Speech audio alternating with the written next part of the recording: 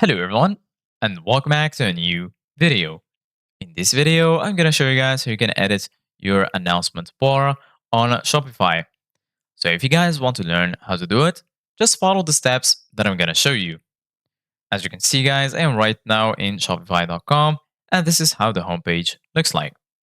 So right here in the left side of your screen, as you can see guys, you're going to find all of these sections. Right here, you're going to find the home section, orders, products. Right here, you're going to find customers, content, analytics, and marketing and discount. Here under sales channels, you're going to find point of sale and also online store. And lastly, here, you're going to find apps.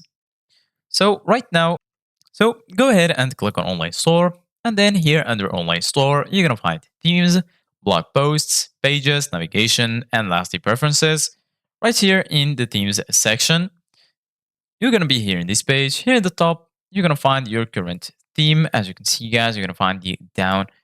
In my case, I'm using the down theme.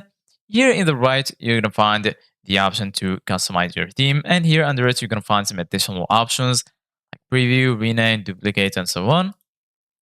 Go ahead and click on customize. And then once you do that, right here, you're going to be in the website editor. Once here, just go to the left. Here, you're going to find all of the elements of your page. And here, as you can see, guys, in the top, you're going to find the announcement bar. If you want to edit it, just give it a click.